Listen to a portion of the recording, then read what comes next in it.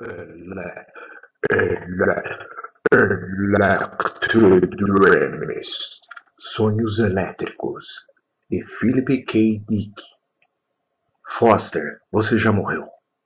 Áudio conto, narrado para a inclusão de deficientes visuais, ao âmbito da literatura universal. Boa audição.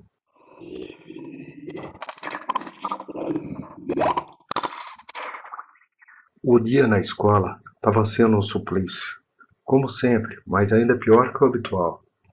Mike Foster terminou de tecer seus 2 cestos impermeáveis e se sentou rigidamente, enquanto as outras crianças brincavam ao redor dele. Do lado de fora do edifício de ferro e concreto, o sol, de fim de tarde, brilhava ameno. O verde e o marrom das montanhas cintilava na brisa fresca de outono. No céu, a patrulha da Força Aérea rondava lentamente sobre a cidade. A figura larga e ameaçadora da professora, a senhora Cummings, aproximava-se silenciosamente da sua mesa. Foster, você já terminou? Sim, senhora, respondeu ele ansioso, erguendo as cestas. Posso ir embora agora? A senhora Cummings examinou os cestos dele com um olhar crítico. E a armadilha? Questionou. Atrapalhado, ele tateou a mesa e sacou uma complexa armadilha para pequenos animais. Tudo pronto, senhora Cummings. E a minha faca também está pronta. Ele mostrou a ela a lâmina afiada de sua faca, o metal brilhante que havia moldado a partir de um tambor de gasolina descartado. Ela pegou a faca e passou seus dedos treinados pela lâmina, um pouco hesitante. Não está firme o bastante, afirmou. Você afiou demais. Ela vai perder o fio na primeira vez que for usada. Vá até o laboratório de armas e examine as facas que eles têm por lá. Depois, tente se aprimorar para conseguir uma lâmina mais grossa. Senhora Cummings, implorou Mike Foster, posso consertar a faca amanhã? Posso ir embora agora? Por favor. Todos os colegas na sala de aula acompanhavam a cena, interessados. Mike Foster ficou vermelho. Ele odiava ser apontado e colocado em evidência assim, mas precisava ir embora. Não podia continuar na escola nem mais um minuto. Inflexível, a senhora Cummings resmungou. Amanhã é dia de cavar. Você não vai ter tempo de trabalhar na sua faca. Vou sim, ele assegurou rapidamente. Depois de cavar. Não, você não é bom em cavar. A velha senhora mediu os braços e pernas compridos e finos do menino. Acho melhor você terminar sua faca hoje e passar o dia inteiro de amanhã em campo. Para que serve cavar? Questionou Mike Foster, em desespero. Todo mundo precisa saber cavar, respondeu a senhora Cummings, com certa paciência.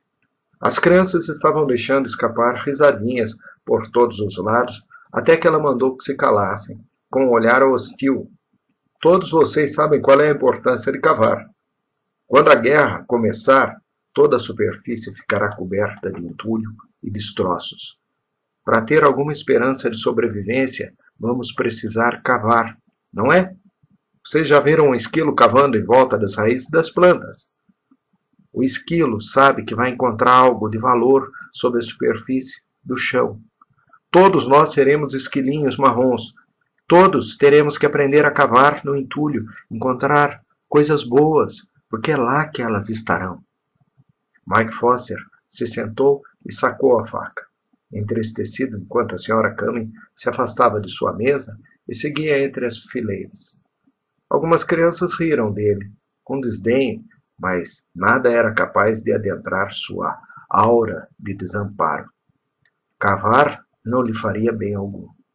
Quando as bombas viessem, ele morreria imediatamente. Todas as vacinas espalhadas por seus braços, coxas e nádegas de nada serviriam. Ele teria gastado toda a sua mesada. Mike Foster não estaria vivo para pegar nenhuma das pragas bacterianas, a não ser que... Ele se levantou de um salto e seguiu a senhora Cummings até a mesa dela. Na agonia de seu desespero, disparou. Por favor, eu preciso ir embora. Eu preciso fazer uma coisa.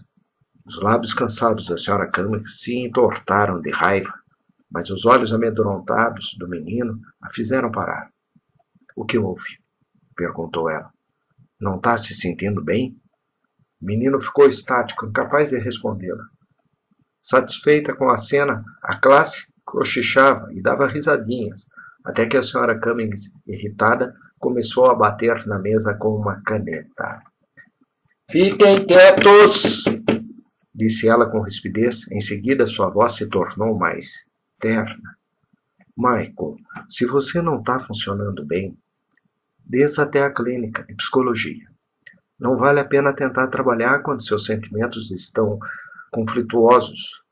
Sra. Groves ficará contente em otimizar você. Não, disse Foster. Então, qual é o problema?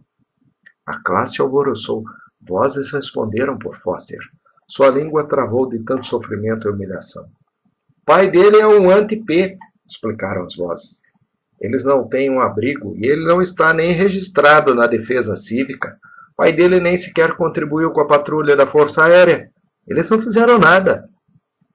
A Sra. Cummings olhou assombrada para o garoto, emudecido. Vocês não têm abrigo? Ele balançou a cabeça. Um sentimento de estranheza tomou conta da mulher.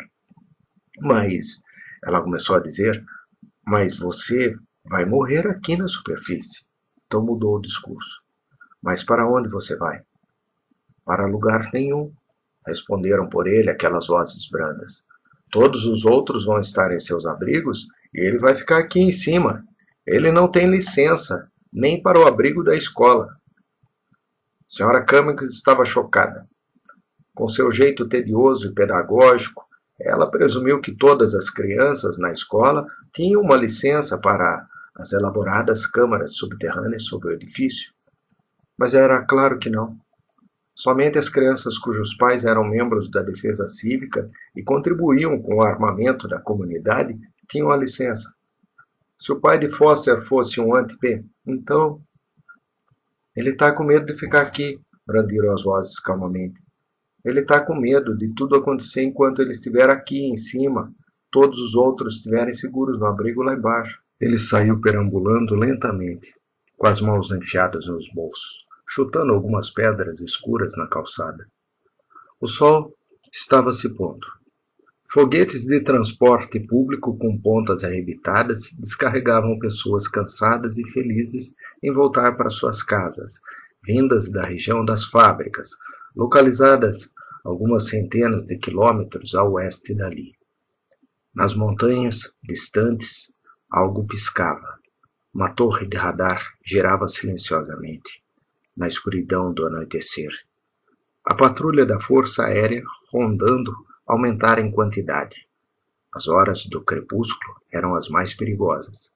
Observadores não conseguiam avistar a olho nu os mísseis de alta velocidade que se aproximavam do solo, supondo que os mísseis viriam. Uma máquina mecânica de notícias gritava animada em sua direção enquanto ele passava. Guerra! Morte! Novas armas incríveis desenvolvidas aqui no estrangeiro! Ele arqueou os ombros e continuou, passando pelas pequenas conchas de concreto que serviam de casas, todas exatamente idênticas, robustas, casamatas, reforçadas. À sua frente, letreiros de neon brilhavam na escuridão que se estabelecia. Era o distrito de negócios, agitado com o trânsito e as pessoas que perambulavam. A meio quarteirão daquele luminoso aglomerado de neons, ele parou. À sua direita estava o abrigo público, uma entrada escura em formato de túnel com uma catraca que reluzia meio fosca. A entrada custava 50 centavos. Se ele estivesse ali, na rua, e tivesse 50 centavos, ficaria tudo bem. Ele já havia entrado em abrigos públicos muitas vezes, durante simulações de ataque, mas nas outras vezes, momentos terríveis de pesadelo que nunca abandonavam seus pensamentos, ele não tinha o dinheiro. Ficara parado, mudo e apavorado, enquanto as pessoas passavam por ele, empurrando-se agitadas, e os guinchos estridentes das sirenes ecoavam por toda parte. Ele seguiu lentamente até chegar ao ponto mais luminoso, as enormes e reluzentes vitrines da General Electronics, que ocupavam 2 quarteirões, iluminados por todos os lados. Um vasto bloco de pura cor e radiação. Ele parou e examinou pela milionésima vez aquelas formas faiscantes, aquela tela que sempre o fazia parar, hipnotizado, ao passar por ali. No centro da ampla sala havia um único objeto, uma elaborada bolha pulsante de maquinário e escoras de suporte, vigas, paredes e vedações. Todos os holofotes estavam voltados para aquilo. Enormes placas anunciavam suas 101 vantagens, como se pudesse existir alguma dúvida. Chegou o novo abrigo subterrâneo 1972, à prova de bombas e radiação. Confira estes recursos espetaculares. Elevador automático à prova de obstrução, energia autônoma, bloqueio fácil. Casco triplo com garantia de resistência a até 5 gramas de pressão sem torção. Sistema de aquecimento e refrigeração automático, rede de purificação de ar autônoma. 3 etapas de descontaminação para alimentos e água. 4 etapas de higiene para exposição pré-queimaduras. Processamento antibiótico completo. Plano de pagamento fácil. Ele fitou o abrigo por bastante tempo. Era essencialmente um tanque grande, com um túnel em uma extremidade, o tubo de descida e uma escotilha de saída de emergência na outra. Completamente autônomo. Era um mundo em miniatura com fornecimento próprio de energia, calor, ar, água, medicamentos e um suprimento de comida quase inesgotável. Quando totalmente abastecido, contava com fitas de vídeo e áudio, entretenimento, camas, cadeiras, telas de vídeo, tudo que compunha uma casa na superfície. Era, na verdade, uma casa abaixo do solo. Não faltava nada que pudesse ser necessário ou desfrutável. Uma família estaria a salvo, até mesmo confortável, durante os mais severos ataques de bomba, de hidrogênio e pulverizações bacterianas. O abrigo custava $20.000. Enquanto ele encarava silenciosamente aquela tela imensa, um dos vendedores saiu para a calçada escura a caminho da cafeteria. Olá, jovenzinho, disse automaticamente enquanto passava por Mike Foster. Nada mal, não é? Posso entrar? Perguntou Foster rapidamente. Posso descer até lá? O vendedor parou quando reconheceu o menino. Você é aquele menino, disse ele com calma. Aquele maldito menino que está sempre importunando a gente. Eu gostaria de descer até lá, só por uns minutos. Não vou quebrar nada. Prometo. Não vou nem tocar em nada. O vendedor era loiro e jovem, um homem bonito com seus 20 e poucos anos. Ele hesitou, suas reações estavam divididas. O menino era uma peste, mas tinha uma família que significava uma possível venda futura. Os negócios iam mal. Setembro já chegava ao fim e a baixa sazonal ainda estava acontecendo. Não havia lucro nenhum em dizer ao menino para sair distribuindo suas videonotícias. Mas, por outro lado, era mau negócio encorajar um peixe pequeno a ficar passeando pela mercadoria. Eles perdiam tempo, quebravam coisas e afanavam miudezas quando ninguém estava olhando. Sem chance, disse o vendedor. Olhe, mande seu pai vir aqui. Ele já viu o que temos? Sim, disse Mike Foster com firmeza. O que o está impedindo? O vendedor acenou efusivamente para a grande tela que reluzia. Vamos propor a ele um excelente negócio na troca do abrigo antigo, levando em conta a desvalorização e obsolência. Qual é o modelo que ele tem? Não temos nenhum, disse Mike Foster. Como é que é? O vendedor piscou. Meu pai disse que é desperdício de dinheiro. Diz que estão tentando assustar as pessoas para que comprem coisas de que não precisam. Ele diz, seu pai é um anti-P. Sim, respondeu Mike Foster com tristeza. O vendedor suspirou. Ai, certo, rapaz, certo. Sinto muito por não podermos fechar negócio. Não é sua culpa. Então emendou.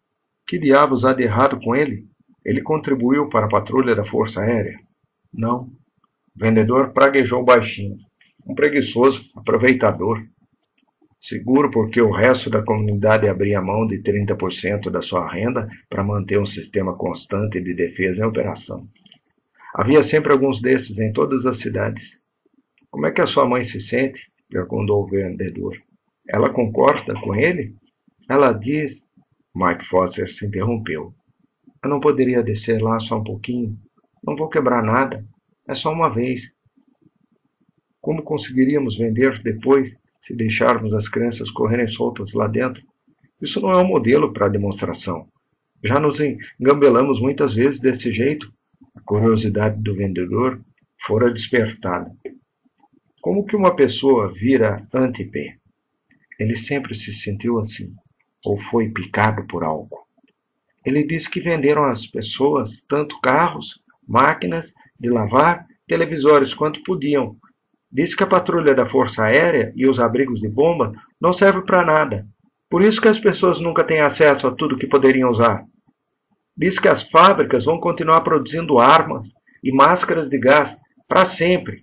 E que enquanto as pessoas tiverem medo, vão continuar pagando, porque pensam que podem morrer se não fizerem isso.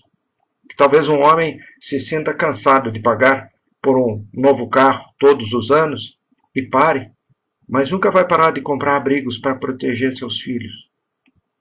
Você acredita nisso? Perguntou o vendedor. Queria que a gente tivesse aquele abrigo, respondeu Mike Foster. Se a gente tivesse um abrigo desse, eu desceria e dormiria nele todas as noites. Ele estaria lá quando a gente precisasse. Talvez a guerra não aconteça, disse o vendedor, sentindo a tristeza e o medo do menino. Ele ofereceu um sorriso bondoso. Não fica preocupado o tempo inteiro. Você provavelmente assiste a muitas fitas. Sai e brinca, para variar um pouco. Ninguém está seguro na superfície, disse Mike Foster. Precisamos estar embaixo da terra. E não tem lugar, nenhum lugar, aonde eu possa ir. Fala para o seu pai vir aqui, resmungou o vendedor, um pouco desconfortável. Talvez a gente consiga convencê-lo. Temos muitos planos de pagamento a longo prazo. Peça a ele para procurar o Bill O'Neill. Sim?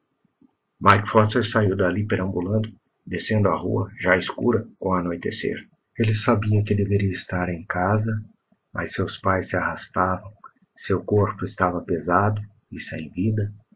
Seu cansaço o fazia se lembrar do que o treinador dissera no dia anterior, durante os exercícios. Estavam praticando apneia, segurando o pulmão cheio de ar e correndo. Ele não tinha saído bem, os outros ainda estavam com os rostos vermelhos e correndo quando Mike parou, expeliu o ar e engasgou, tentando respirar freneticamente. Foster, chamou o treinador irritado. Você já morreu. Entende isso? Se isto aqui tivesse sido um ataque de gás, ele balançou a cabeça, combalido. Vá para aquele canto e treine sozinho. Você precisa melhorar se pretende sobreviver. Mas ele não esperava sobreviver. Quando chegou à varanda de casa, viu que as luzes da sala de estar ainda estavam acesas. Ele conseguiu ouvir a voz de seu pai, e um pouco mais abafada, também a da sua mãe, vinda da cozinha. Fechou a porta atrás de si e começou a tirar o casaco. É você? Perguntou o pai. Bob Foster estava esparramado em sua cadeira, com o colo coberto por fitas e relatórios da sua loja de móveis. Por onde andou? O jantar está pronto, há meia hora. Ele havia tirado o casaco e arregaçado as mangas.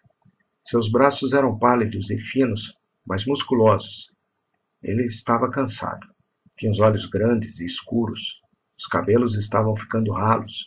Ele movia as fitas incansavelmente de uma pilha para outra. Desculpe, disse Mike Foster. O pai examinou seu relógio de bolso. Com certeza ele era o único homem que ainda carregava um relógio. Vai lavar as mãos. O que você andou fazendo? Perguntou esquadrinhando o filho. Você está estranho. Está se sentindo bem? Eu estava no centro, respondeu Mike. O que você estava fazendo? Vendo os abrigos. Sem dizer nada, o pai apanhou um punhado de relatórios, os enfiou numa pasta. Seus lábios finos se esticaram Linhas rígidas enrugavam na testa. Ele bufava com raiva enquanto as fitas se espalhavam por todos os lados. Inclinou-se com dificuldade para apanhá-las. Mike Foster não fez nenhum movimento para ajudá-lo. Foi até o armário e pendurou o casaco no cabide. Quando se virou, sua mãe estava conduzindo a mesa de jantar para a sala. Eles comeram sem conversar, atentos à comida, sem trocar olhares. Por fim, seu pai disse: "O que você viu? As mesmas velharias de sempre? Imagino." "Há novos modelos, 1972, respondeu Mike Foster. "Eles são idênticos aos modelos 1971. Seu pai largou o garfo com brutalidade. A mesa o apanhou e absorveu. Algumas geringonças novas, pouco mais de cromo. É só isso." De repente ele começou a olhar para o filho com um ar desafiador. "Certo?" Mike Foster brincava desconsolado com seu frango cremoso. "Os novos têm um elevador à prova de obstrução. Não tem como a pessoa ficar presa no meio do caminho. Tudo o que precisa fazer é entrar, e o elevador cuida do resto. No ano que vem vai ter um novo que vai te pegar no colo e te levar para baixo. Esse aí vai ficar obsoleto assim que as pessoas comprarem. É isso que eles querem, que você continue comprando. Eles continuam lançando novos modelos, mais rápidos que conseguem. Não estamos em 1972. Ainda é 1971. Por que já lançaram esse troço? Eles não podem esperar?" Mike Foster não respondeu. Ele ouvira isso muitas vezes antes. Não havia nada de novo, apenas cromo e geringonças. Mesmo assim, os modelos antigos ficavam obsoletos de qualquer jeito. Os argumentos do seu pai eram espalhafatosos, inflamados, quase frenéticos, mas não faziam sentido. "Vamos comprar um antigo, então?" soltou ele. "Eu não ligo. Qualquer um serve. Até um de segunda mão." "Não.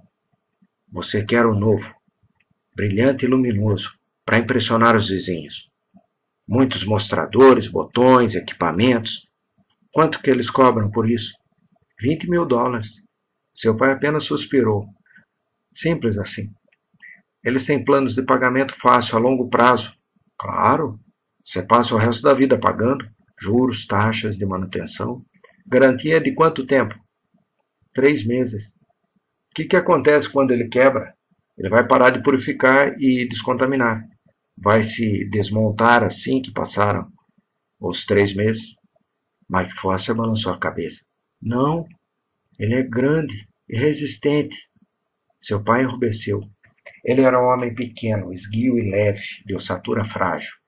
Repentinamente pensou em sua vida inteira de batalhas perdidas, lutando da forma mais difícil, cuidadosamente colecionando e se apegando a algo, e algum emprego, dinheiro, sua loja de móveis, de escriturário e de gerente, e por fim de proprietário.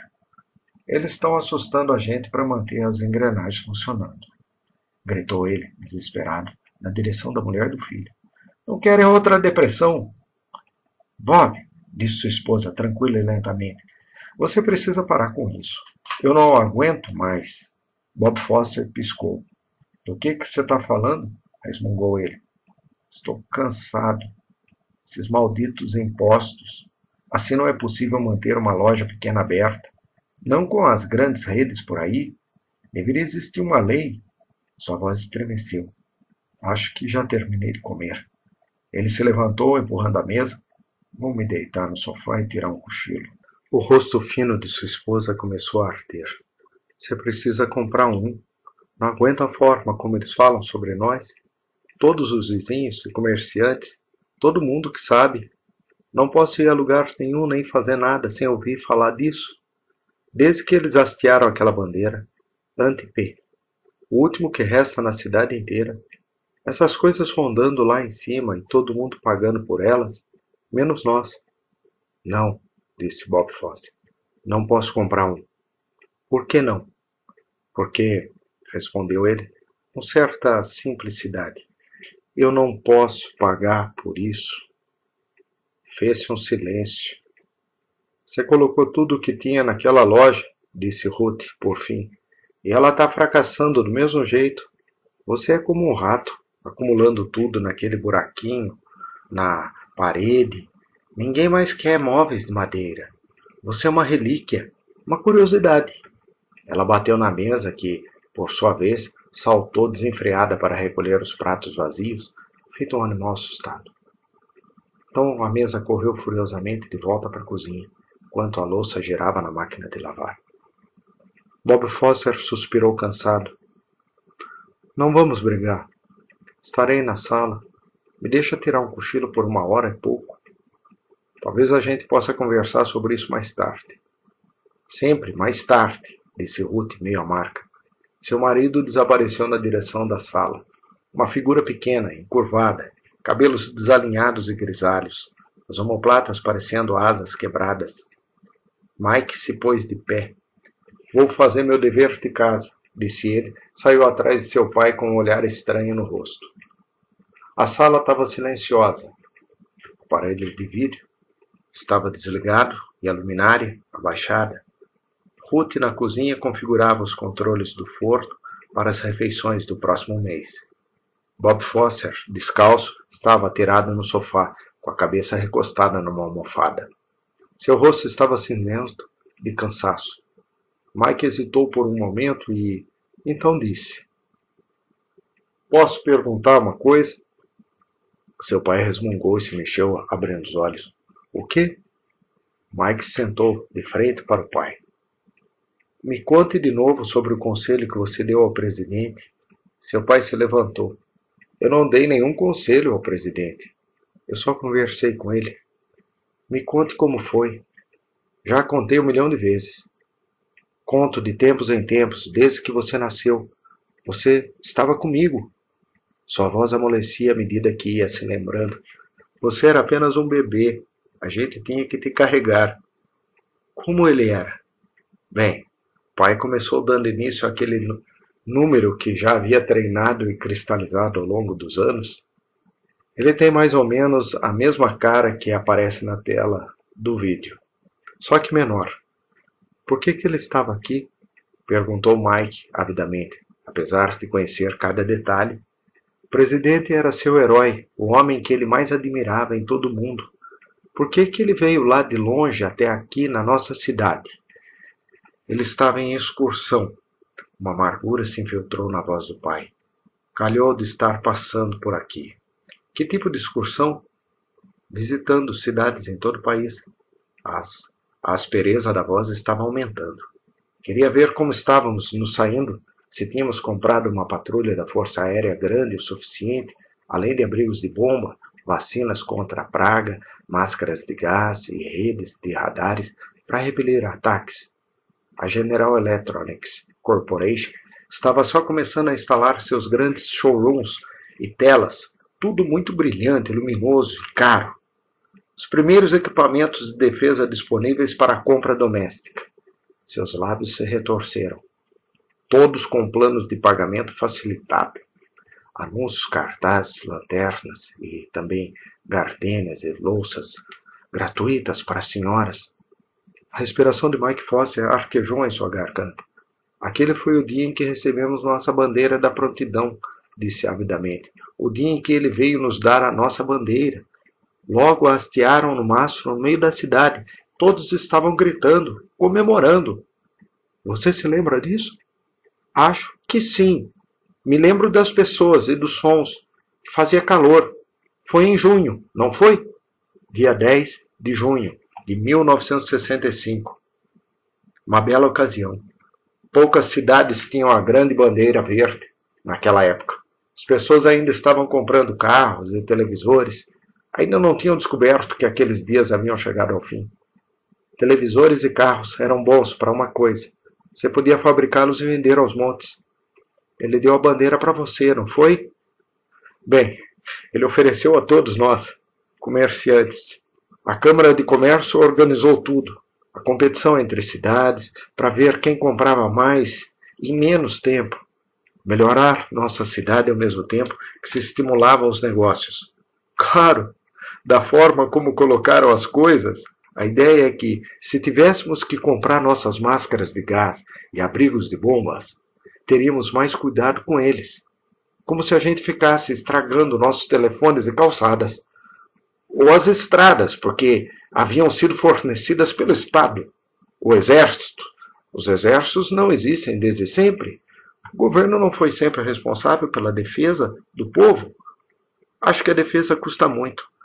Acho que eles economizam muito dinheiro, reduzem a dívida nacional desse jeito. Me conte o que ele falou, sussurrou Mike Foster. Seu pai procurou desajeitadamente pelo cachimbo e o acendeu com as mãos trêmulas. Ele disse: aqui está a bandeira de vocês, rapazes. Vocês fizeram um bom trabalho. Bob Foster engasgou com a fumaça forte do cachimbo. Ele tinha o rosto vermelho, queimado de sol, nada envergonhado. Estava transpirando e sorrindo. Sabia como lidar consigo mesmo. Sabia o primeiro nome de várias pessoas. Contou uma piada engraçada. Os olhos do menino estavam arregalados de fascínio. Ele veio até aqui. E você falou com ele? Sim, disse o pai. Eu falei com ele. Todo mundo estava gritando e comemorando. A bandeira estava sendo hasteada. Enorme bandeira da prontidão, toda verde. Você disse. Eu disse a ele. É só isso que você nos trouxe? Pedaço de tecido verde? Bob Foster tragou seu cachimbo tenso.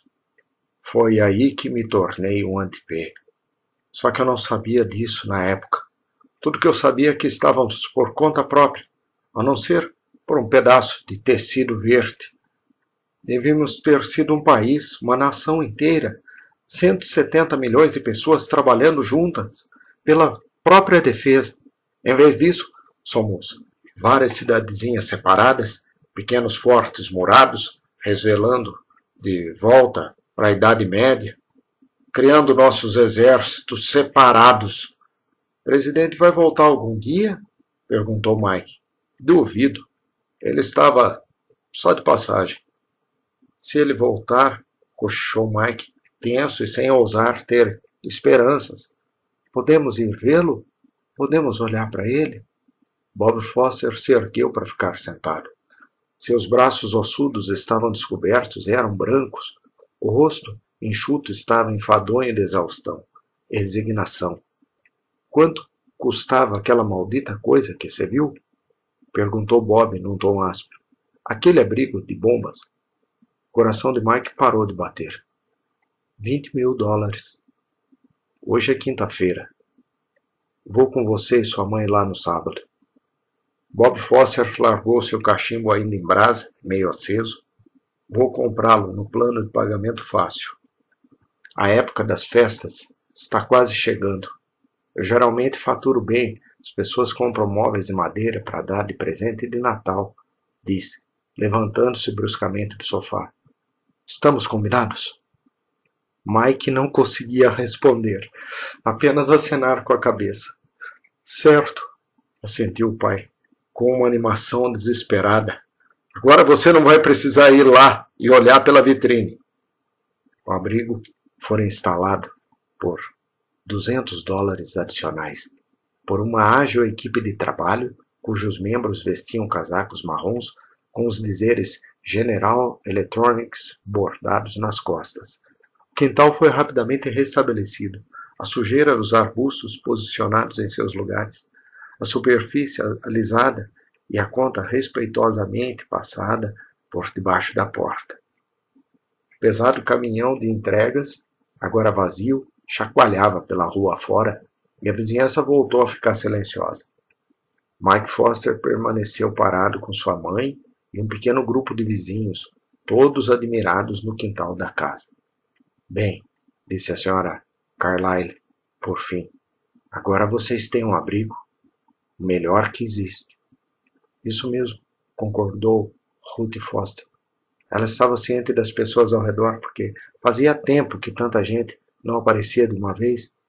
Uma satisfação sombria, quase um ressentimento, tomou conta da sua forma abatida. Certamente faz diferença, falou com frieza. Sim, concordou o Sr. Douglas, do fim da rua. Agora vocês têm um lugar para onde ir. Ele havia apanhado o grosso manual de instruções deixado pelos trabalhadores. Aqui diz que vocês podem estocá-lo para um ano todo. Morar lá por 12 meses sem nunca precisar subir? Continuou balançando a cabeça em admiração. O meu é um velho modelo 1969. Serve apenas para 6 meses. Acho que talvez. Ainda é bom bastante para nós.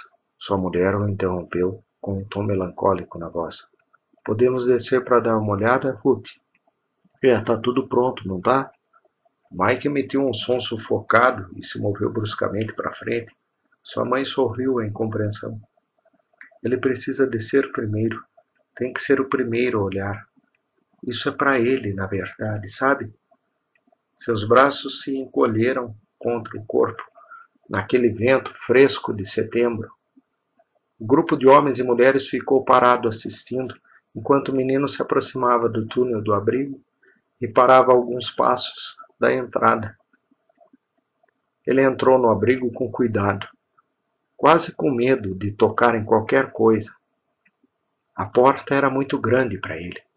Fora construída para permitir a entrada de um adulto. Assim que seu corpo tocou o elevador, ele desceu. Com um zunido ofegante, o elevador submergiu no breu de tudo até chegar ao interior do abrigo. O elevador bateu com força contra os amortecedores e o menino desceu cambaleante. O elevador disparou de volta para a superfície, isolando o abrigo subterrâneo, vedando ao mesmo tempo, como se fosse uma rolha impenetrável de aço e plástico naquela entrada estreita. Luzes se acenderam ao seu redor automaticamente. O abrigo estava desmobiliado e vazio. Nenhum suprimento fora trazido ainda. Um cheiro de verniz e óleo de motor emanava. Abaixo dele os geradores vibravam monotonamente. Sua presença ativou os sistemas de purificação e descontaminação. Na limpa parede de concreto, medidores e botões se moveram de repente. Ele se sentou no chão com os joelhos dobrados, o rosto solene, os olhos bem abertos. Não havia som nenhum, a não ser o dos geradores. O mundo lá em cima fora completamente cortado. Ele estava num pequeno cosmos, autossuficiente. Tudo que era necessário estava ali, ou estaria em breve. Comida, água, ar, coisas para fazer, nada mais era desejado. Ele podia esticar os braços e tocar o que quer que precisasse.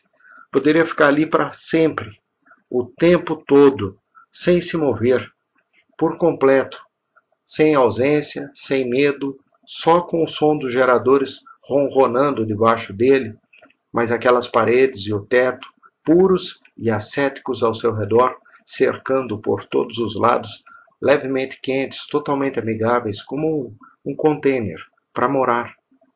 De repente ele gritou, um grito alto, estridente, que ecoou por todas as paredes. Mike foi ensurdecido pela reverberação. Fechou seus olhos com força e cerrou os punhos. A alegria tomou conta de si. Ele gritou outra vez e deixou que o som tomasse conta dele. Sua própria voz fortalecida pelas paredes, tão próximas, rígidas, incrivelmente poderosas. Os colegas na escola já sabiam de tudo antes mesmo dele aparecer na manhã seguinte. Eles o cumprimentavam conforme ia se aproximando, todos sorrindo e cutucando uns aos outros. É verdade que seus pais compraram um novo General Electronics, modelo S72FT? Perguntou Earl Peters. Isso mesmo, respondeu Mike, com o coração preenchido por uma confiança pacífica que ele nunca sentira antes. Apareça lá, disse, tão casualmente quanto pôde. Eu posso te mostrar. Ele seguiu em frente, ciente das caras invejosas. Bem, Mike, disse a senhora Cummings, quando ele estava saindo da sala de aula no fim do dia. Como você se sente? Ele parou perto da mesa dela, tímido e cheio de um orgulho silencioso. Muito bem, admitiu ele. Seu pai está contribuindo com a patrulha da Força Aérea? Sim. E você tem a licença para o abrigo da escola? Ele mostrou contente o pequeno selo azul preso em seu pulso. Ele enviou um cheque por correio para a prefeitura e tudo, e disse, como já me rendi a tudo isso, posso fazer o pacote completo. Agora você tem o que todo mundo tem. A velha senhora sorriu para ele. Estou feliz por isso. Você é agora um prop, apesar desse termo não existir. Você é apenas como todo mundo. No dia seguinte, as máquinas de notícias berravam as novidades. Fazia-se a primeira revelação dos novos projéteis perfurantes soviéticos. Bob Foster parou no meio da sala com a videonotícia nas mãos, seu rosto magro corando de raiva e desespero. Porra! É uma conspiração! Ele levantou a voz num furor desnorteado. Acabamos de comprar essa coisa e agora, olha! Olha! Ele empurrou a videonotícia para sua mulher. Viu? Eu disse! Eu vi, disse Ruth, bruscamente. Imagino que esteja pensando que o mundo inteiro só estava esperando você comprar um abrigo para fazer isso. Eles estão sempre aprimorando as armas, Bob. Na semana passada, foram aqueles flocos de impregnação granular. Nessa semana, são os projéteis perfurantes. Você não quer que eles parem de evoluir, porque você finalmente cedeu e comprou um abrigo. Quer? O homem e a mulher se encararam. Que diabo a gente vai fazer? Perguntou Bob Foster, calmamente. Ruth voltou tranquila para a cozinha. Ouvi dizer que eles iam lançar adaptadores. Adaptadores? Como assim? Para as pessoas não precisarem comprar abrigos novos. Eu vi um comercial na tela de vídeo. Vão colocar uma espécie de grade de metal no mercado. Assim que o governo aprovar. Eles a espalham pelo chão, interceptam os projéteis perfurantes. Ela os repele, fazendo com que explodam na superfície, para que não consigam atravessar até o abrigo. Por quanto? Não disseram. Mike Foster se encolheu no sofá, só ouvindo. Ele ficara sabendo das notícias na escola. Estavam fazendo a prova sobre identificação de pequenos frutos, avaliando amostras isoladas de frutas silvestres para distinguir os inofensivos dos tóxicos, quando o sinal tocou anunciando uma assembleia geral. O diretor leu as notícias sobre os projéteis perfurantes e, em seguida, deu uma palestra rotineira sobre o tratamento de emergência de uma nova variante de tifo que se desenvolvera recentemente. Seus pais ainda estavam discutindo. Vamos ter que comprar um, disse Ruth Foster calmamente. Senão, não vai fazer diferença nenhuma a gente ter um abrigo ou não. Os projéteis perfurantes foram criados especificamente para penetrar a superfície e procurar calor. Assim que os russos colocarem isso em produção. Eu compro um, disse Bob Foster. Vou comprar uma grade anti-projéteis e o que mais eles tiverem. Vou comprar tudo que colocarem no mercado. Nunca vou parar de comprar. Não é tão ruim assim. Sabe, essa brincadeira é mais vantajosa do que vender carros e televisores para as pessoas. Nós temos que comprar esse tipo de coisa. Não é um luxo, algo grande e vistoso para impressionar os vizinhos, algo que a gente pudesse viver sem. Se não comprarmos isso, nós morremos. Eles sempre disseram que para vender alguma coisa era preciso criar ansiedade nas pessoas, criar um sentimento de insegurança, dizer a elas que cheiram mal ou têm um ar esquisito. Mas isso transforma desodorantes e óleos capilares em piada. Você não tem como escapar. Se não comprar, eles te matam. O discurso de vendas, perfeito. Compre ou morra. Um novo slogan. Tem um abrigo de bombas de hidrogênio da General Electronics novinho em folha em seu quintal, ou seja executado. Para de falar assim, interrompeu Ruth. Bob Foster se esparramou na mesa da cozinha. Tudo bem. Eu desisto. Vou entrar nessa. Você vai comprar uma? Acho que estarão no mercado na época do Natal. Ah, sim, disse Foster. Elas vão estar à venda na época do Natal. Ele tinha um olhar estranho no rosto. Vou comprar uma dessas porcarias de Natal igual a todo mundo. Os adaptadores de rede de proteção do GEC foram um estouro. Mike Foster caminhava lentamente pela rua apinhada de dezembro sob o crepúsculo. Os adaptadores brilhavam em todas as vitrines, de todos os formatos e tamanhos, para todo tipo de abrigo, de todos os preços, para todos os bolsos. As multidões estavam alegres e animadas a aglomerações típicas de Natal, se empurrando amavelmente, carregadas de sacolas e vestindo seus casacos pesados. O ar estava branco com rajadas de neve. Carros avançavam com cuidado pelas ruas abarrotadas. Luzes e neons, muito brilho emanando das vitrines luminosas por todos os lados. Sua própria casa estava escura e silenciosa. Seus pais ainda não estavam em casa, ambos estavam na loja trabalhando. Os negócios andavam mal e a sua mãe estava substituindo um dos vendedores. Mike ergueu a mão até o codificador de entrada e a porta da frente se abriu para ele. A lareira automática mantivera a casa aquecida e agradável. Ele tirou o casaco e guardou os livros da escola. Mike não ficou dentro da casa por muito tempo. Com o coração disparado de emoção, ele seguiu para a porta dos fundos e irrompeu para o quintal. Ele se forçou a parar, voltar e entrar novamente em casa. Era melhor que não apressasse as coisas. Já tinha arquitetado cada segundo do processo, desde o primeiro momento que vira a dobradiça da entrada do abrigo, erguendo-se firme e sólida, em contraste com o céu da noite. Tinha feito disso uma arte. Nenhum movimento havia sido desperdiçado.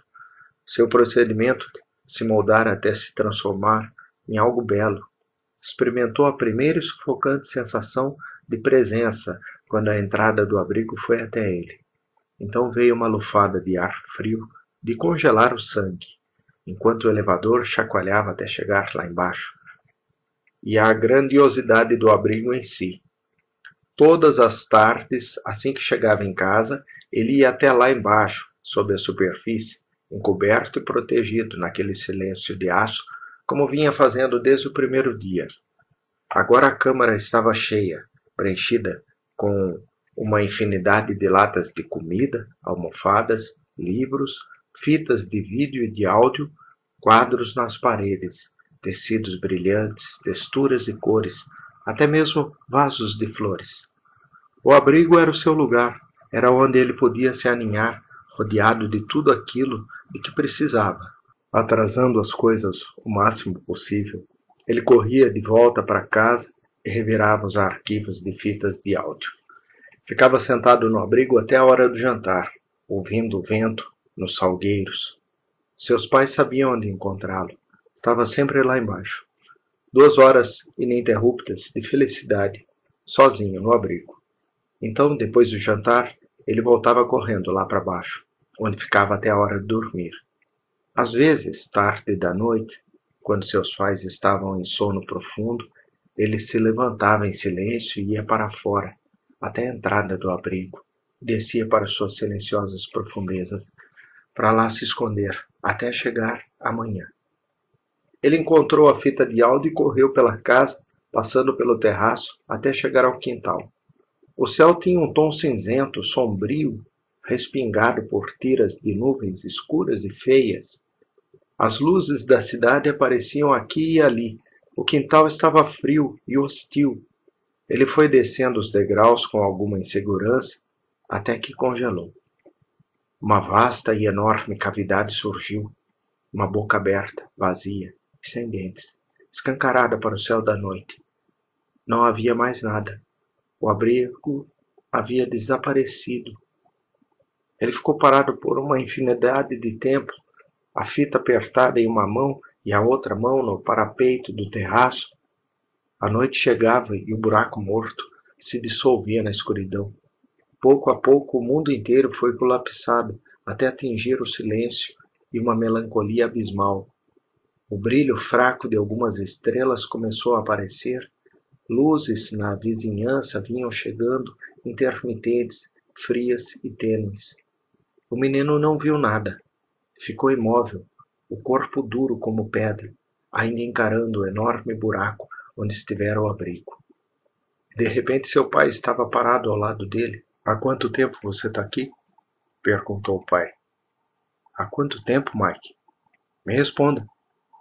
Com um esforço descomunal, Mike conseguiu se arrastar de volta para a realidade. "Você chegou em casa mais cedo", murmurou ele. Saí da loja mais cedo de propósito. Queria estar aqui quando você chegasse em casa. Ele sumiu. Sim, a voz de seu pai estava fria, sem emoção. O abrigo foi levado embora. Sinto muito, Mike. Eu telefonei para eles e pedi para pegarem de volta. Por quê? Eu não tinha como pagar por ele. Não neste Natal, com todas as redes de proteção que as pessoas estão comprando. Não posso competir com eles. Ele parou e depois retomou, lamurioso. Eles foram honestos pra caramba. Devolveram metade do dinheiro que eu tinha pagado. Sua voz estremeceu com ironia. Sabia que se fizesse um acordo com eles antes do Natal, me daria bem. Eles podem revendê-lo para outra pessoa. Mike não disse nada. Tente entender, continuou seu pai duramente. Precisei investir na loja todo o capital que eu consegui raspar do tacho. Tenho que mantê-la em funcionamento. Fiquei entre desistir da loja ou do abrigo. E se eu desistisse da loja, daí não teríamos nada. O pai segurou o braço dele. Daí teríamos que desistir do abrigo também. Seus dedos magros e fortes o apertavam espasmodicamente. Você está crescendo. Já tem idade para entender. Compramos outros depois. Talvez não maior, mais caro, mas alguma coisa. Foi um erro, Mike. Não consegui dar conta da situação, não com todas aquelas porcarias de adaptador para bancar de todo mundo. Vou continuar a pagar pelas patrulhas e pela escola. Vou continuar com isso. Essa não é uma questão de princípios, concluí ele, aflito. Não consigo evitar. Você entende, Mike? Eu tive que fazer isso. Mike se afastou. Onde você está indo? O pai correu atrás dele. Volta aqui! Em desespero, tentou agarrar seu filho, mas como estava escuro, acabou tropeçando e caindo. As estrelas o cegaram e sua cabeça bateu na quina da casa. Ele se pôs de pé, todo dolorido, tentou se apoiar em algo. Quando conseguiu enxergar novamente, o quintal estava vazio. Seu filho tinha sumido. Mike! Gritou ele. Onde você está? Onde está você? Não houve resposta. O vento da noite soprava, nuvens de neve ao seu redor, uma espessa e amarga rajada de ar frio, vento e escuridão, mais nada. Bill O'Neill olhava cansado para o relógio na parede. Eram 9h30. Ele finalmente podia fechar as portas e trancar aquela grande, deslumbrante loja, empurrar para fora aquelas hordas de pessoas que perambulavam e cochichavam e mandá-las para casa. Graças a Deus, suspirou ele, enquanto deixava a porta aberta para uma última senhora carregada com pacotes e presentes. Ele colocou o trinco com código no lugar e baixou as persianas. Que multidão! Nunca vi tanta gente. Tudo pronto, disse Al Connors na caixa registradora. Vou contar o dinheiro. Você dá uma olhada para conferir as coisas. Vá ver se não deixamos ninguém para trás. O'Neill colocou seus cabelos loiros para trás e afrouxou a gravata. Acendeu um cigarro agradecidamente e começou a andar pela loja, conferindo os interruptores, desligando as enormes telas e aparelhos da GEC. Por fim, se aproximou do enorme abrigo de bombas que ocupava o centro do pavimento. Ele subiu a escada para a entrada e entrou no elevador. O elevador desceu com um zunido, e um segundo depois ele estava no interior cavernoso do abrigo. Em um canto, Mike Foster estava sentado, todo encolhido, joelhos encostados no queixo, os braços magros, envolvendo seus calcanhares. Seu rosto estava voltado para baixo, só se via seu cabelo castanho desgrenhado. Ele não se moveu quando o vendedor se aproximou dele, perplexo. Meu Deus! Exclamou O'Neill. É aquele menino! Mike não disse nada, abraçou as pernas com ainda mais força e afundou a cabeça o máximo possível. Que raios você está fazendo aqui? Perguntou O'Neill surpreso e irritado. Sua indignação só aumentava. Pensei que seus pais tinham comprado um desses. Então ele se lembrou. Ah, é verdade. Tivemos que tomá-lo de volta. Al Connors apareceu no elevador. O que está te atrasando? Vamos sair logo daqui. Ele viu Mike e se interrompeu. O que ele está fazendo aqui? Tire-o daqui, vamos embora. Vamos, rapaz, disse O'Neill com gentileza. É hora de ir para casa. Mike não se moveu. Os dois homens se entreolharam. Acho que vamos ter que arrastá-lo para fora, disse Connors, mal-humorado. Ele tirou seu casaco e o jogou na instalação de descontaminação. Vamos lá, vamos acabar logo com isso? Tiveram que fazer aquilo juntos. O menino lutou, desesperadamente, sem dar um pio, se agarrando, lutando e arranhando os dois com suas unhas, dando chutes, batendo neles e dando mordidas quando conseguiram pegá-lo. Eles o levaram até o elevador, meio arrastado, meio carregado, e o enfiaram lá dentro, o suficiente para que o mecanismo fosse ativado. O'Neill subiu com ele. Connors veio logo em seguida. Carrancudos e eficientes expulsaram o menino porta fora, puseram-no na rua e fecharam os trincos na sequência. Nossa! Suspirou Connors, afundando-se no balcão. Sua manga estava rasgada e sua bochecha arranhada e cortada. Os óculos pendiam de uma orelha, os cabelos estavam amarrotados e ele, exausto. Você acha que precisamos chamar a polícia? Tem alguma coisa errada com esse menino. O'Neill ficou parado na porta, recobrando o fôlego e fitando a escuridão. Ele conseguia ver o menino sentado na calçada. Ele ainda está lá fora, resmungou.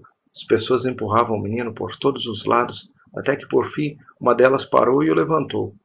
O menino relutou e desapareceu na noite escura.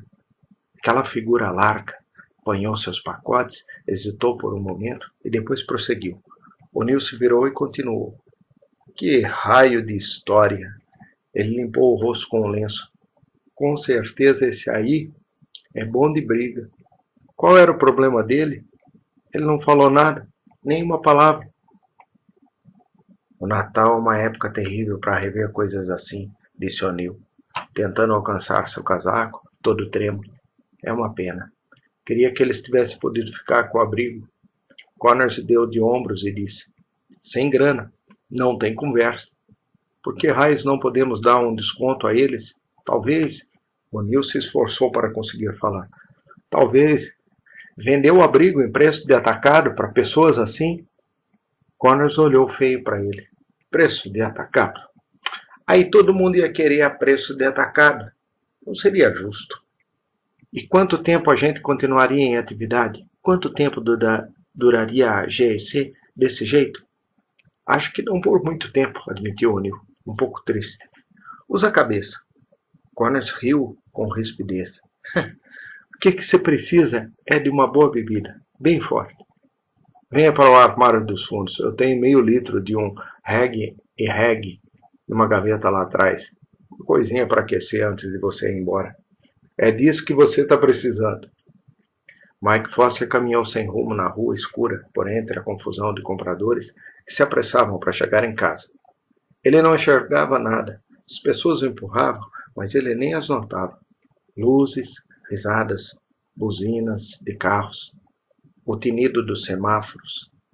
Ele estava oco, com a mente vazia e morta.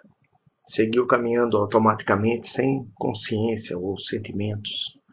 À sua direita, uma placa luminosa de neon piscava e reluzia nas sombras profundas da noite. Uma placa enorme, toda brilhante e colorida. Paz na terra entre os homens de boa vontade. Entrada no abrigo público. 50 centavos.